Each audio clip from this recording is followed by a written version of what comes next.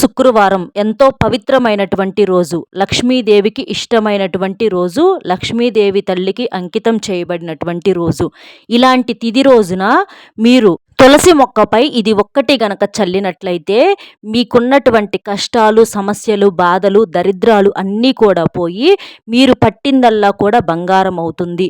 మీ సుడి తిరిగి అంటే ఒక్క గంటలోనే అదృష్టం అనేది మీ తలుపు తడుతుంది. మీ జాతకం మారి మీ జాతక పరంగా ఉన్నటువంటి దోషాలు, సమస్యలు అన్నీ కూడా తుడిచిపెట్టుకుపోయి మీరు పట్టిందల్లా కూడా బంగారం అవటానికి చాలా మంచి పరిహారంగా ఇది మనకు పరిహార శాస్త్రంలోనే చెప్పబడింది. కాబట్టి తులసి మొక్క మీద మీరు ఇది ఒక్కటి గనక చల్లినట్లయితే ఒక్క గంటలోనే మీ తలరాత మారటాన్ని చూసి మీరే ఆశ్చర్యపోతారు. ఇది కొన్ని నియమాలతో చేయాల్సి ఉంటుంది. అది వినే ముందల ఒక చిన్న రిక్వెస్ట్ అండి, వీడియోని పూర్తిగా చివరి వరకు వినేటటువంటి ప్రయత్నం చేయండి. అలాగే మన వీడియోకి ఒక లైక్ ఇచ్చి సపోర్ట్ చేయండి. రేపు శుక్రవారం కాబట్టి ఎంతో పవిత్రమైనటువంటి రోజుగా మనకు శాస్త్రాల్లో చెప్పబడింది. శుక్రవారం అంటే లక్ష్మీవారంగా, లక్ష్మీదేవికి ప్రీతికరమైనటువంటి రోజుగా, ఆ తల్లికి అంకితం చేయబడినటువంటి రోజుగా ఈ రోజున ఏంటంటే ప్రత్యేకంగా లక్ష్మీదేవికి పూజ చేసుకుంటూ ఉంటారు. అంటే ఇంట్లో దీపారాధన చేసుకుంటారు.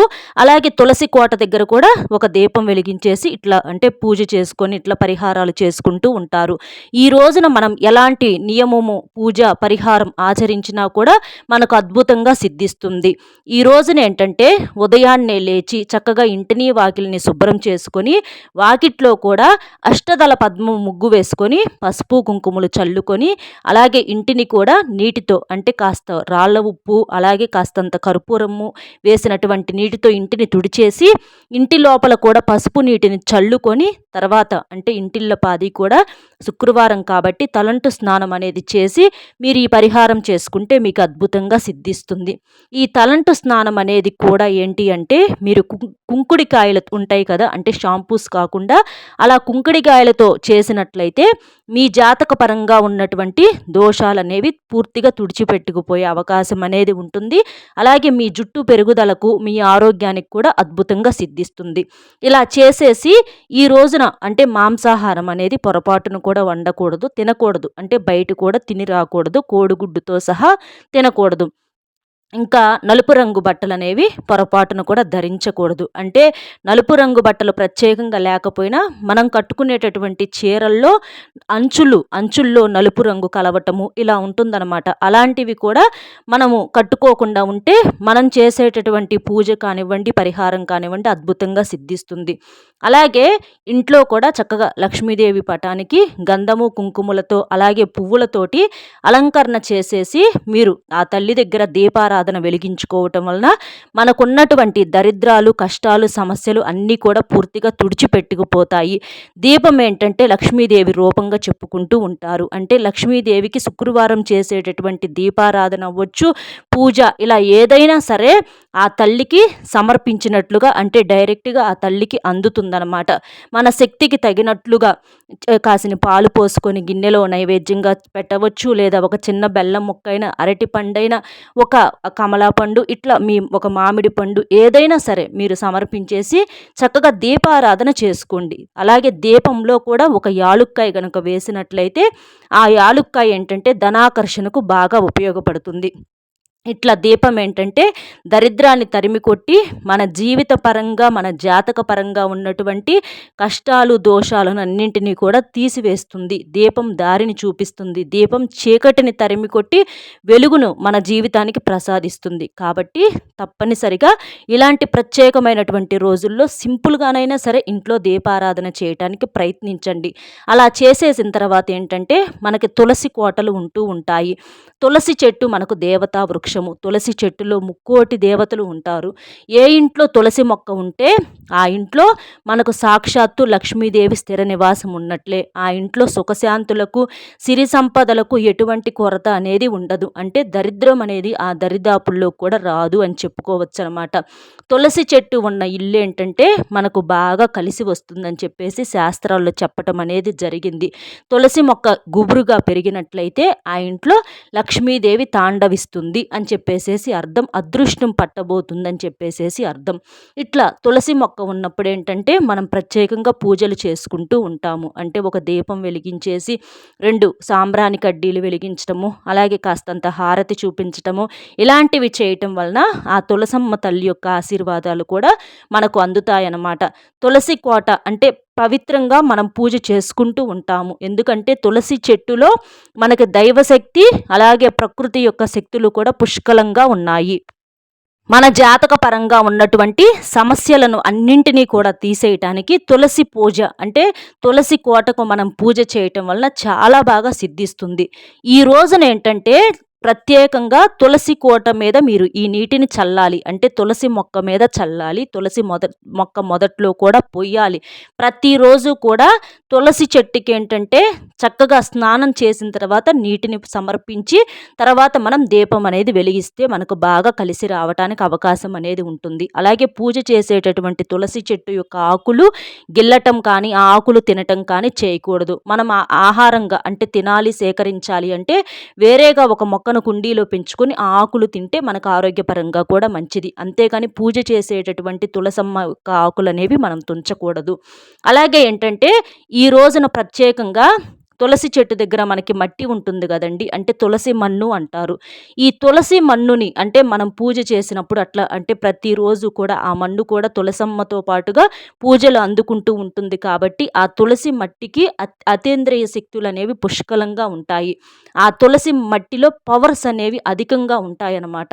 మీరు ఏదన్నా పని మొదలు పెట్టేటప్పుడు కానీ బయటికి వెళ్ళేటప్పుడు కానీ ఏదన్నా పని చేసేటప్పుడు కానీ ఆ తులసి మన్నుని మీ నుదుటిన కానీ లేదా మీ చెవి దగ్గర కానీ మీ గొంతు కింద కానీ పెట్టుకొని అంటే పవిత్రంగా మనం సంకల్పం చెప్పుకొని ఆ మన్నుని మనం ధరించినట్లయితే మనకు ఏ పని మీద అయితే వెళ్తున్నామో ఆ పని అనేది చక్కగా విజయవంతం అవుతుంది. అంటే ఎంతండి చిటికెడు మనం కుంకుమ పెట్టుకుంటాం కదా, అలా పెట్టుకుంటే మనకు బాగా కలిసి వస్తుందన్నమాట. అలాగే ఏదన్నా పని మీద వెళ్ళేటప్పుడు కూడా తులసమ్మ మనకు ఎదురుగా వచ్చేటట్లుగా పెట్టుకొని తులసమ్మ మనకు ఎదురుగా వచ్చినట్లుగా అట్లా వస్తే మనం చేసేటటువంటి ఏ పనైనా సరే విజయవంతం అవుతుంది. అంటే ఏదన్నా ఒక ఉద్యోగం కోసం వెళ్ళేటప్పుడు కానీ పిల్లల స్కూల్కి వెళ్ళేటప్పుడు కానివ్వండి, ఇట్లా ఏదన్నా పెళ్లి చూపులకి పెళ్లి సంబంధాల కోసం ఇట్లా ఏదన్నా పనుల మీద మనం వెళ్ళినప్పుడు ఆ పని విజయవంతం అవ్వాలి అని చెప్పేసేసి తులసమ్మను తాకి నమస్కారం చేసుకొని ఆ తులసమ్మ మనకు ఎదురు వచ్చేలాగా చూసుకొని ఆ తులసి మన్నుని కాస్తంత నుదుటిని కానీ లేదా చెవి దగ్గర కానీ మనం ధరించినట్లయితే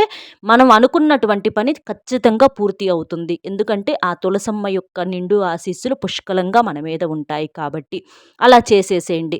ఇక మీరు ఈ ప్రత్యేకంగా ఈ పూజ అనేది ఈ ఉదయం కానీ సాయంత్రం సంధ్యా సమయంలోనే చేసేసుకోవచ్చు.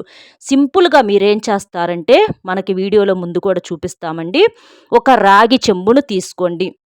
ఆ రాగి చెంబులో వచ్చేటప్పటికి చిటికెడంత పసుపు కుంకుమ, చిటికెడంత గంధము, అలాగే రోజు వాటర్ కానీ లేదా మనకి అత్తరు ఉంటుంది ఇలా ఉంటాయి కదా, వీటిని 4 డ్రాప్స్ ఆ నీటిలో వేసేసుకొని మీరేం చేస్తారంటే ఆ నీటిని తులసి చెట్టు మీద అంటే ఆకుల మీద కొమ్మల మీద చిలకరించండి, అంటే చల్లండి.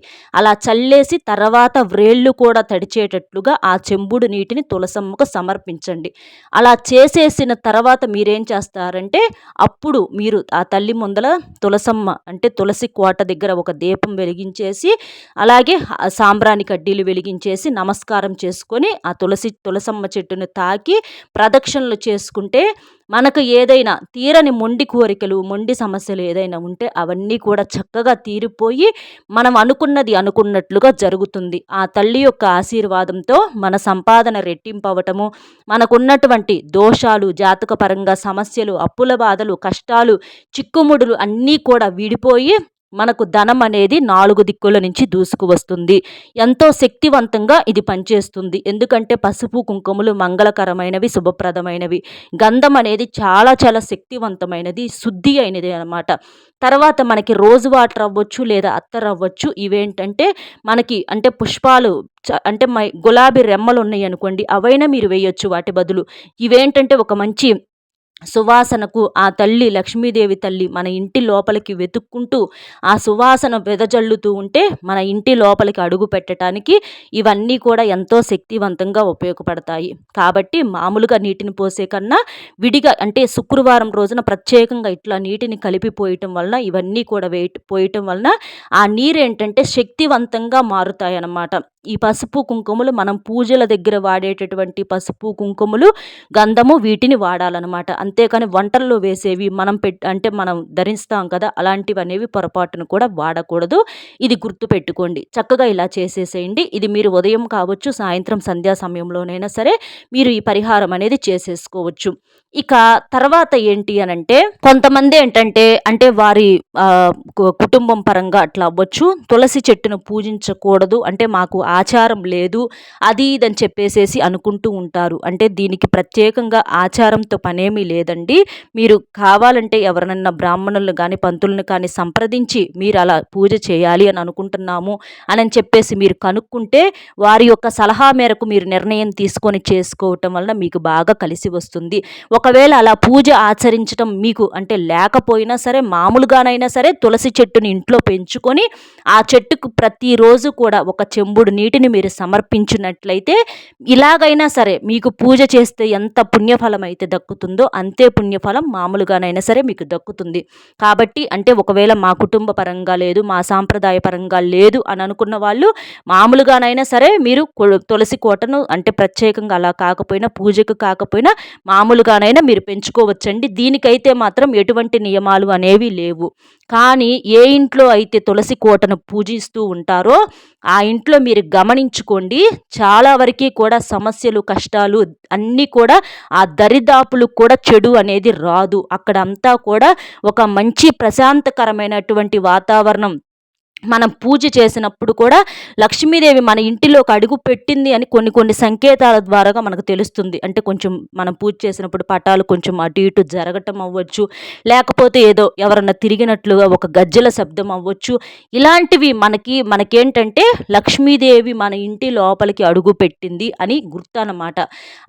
అలా జరిగినప్పుడు ఏంటంటే మీరు చూడండి, ఆకస్మిక ధన ప్రాప్తి అనేది కలుగుతుంది. అంటే ఊహించిన దానికన్నా ఎక్కువ డబ్బు రావటము, ఏదన్నా అంటే భర్త సంపాదన పెరగటం, ఇట్లా కొన్ని రకాలనేవి మనకు అర్థమవుతూ ఉంటాయి. కాబట్టి చక్కగా రేపు శుక్రవారం తిథి రోజున ఈ పరిహారం అనేది చేసేసుకొని మీ తలరాతను మీ జాతకాన్ని మార్చుకుంటారని చెప్పి మనస్ఫూర్తిగా కోరుకుంటూ, మన వీడియో నచ్చితే ఒక చిన్న లైక్ ఇచ్చి సపోర్ట్ చేయండి. మీరు లైక్ చేయడం వల్ల వీడియో మరికొంతమందికి చేరి వారు కూడా తెలుసుకునేటటువంటి అవకాశం అనేది ఉంటుంది. అలాగే మీకు తెలిసినటువంటి ఫ్రెండ్స్ కూడా షేర్ చేసి మొట్టమొదటిసారిగా మన ఛానల్ చూస్తుంటే సబ్స్క్రైబ్ చేసుకొని సపోర్ట్ చేస్తారని చెప్పి మనస్ఫూర్తిగా కోరుకుంటూ, కామెంట్లో ఓం శ్రీ మహాలక్ష్మి నమః అనేటటువంటి కామెంట్ని చేస్తే మీకు అంతా శుభం జరుగుతుంది.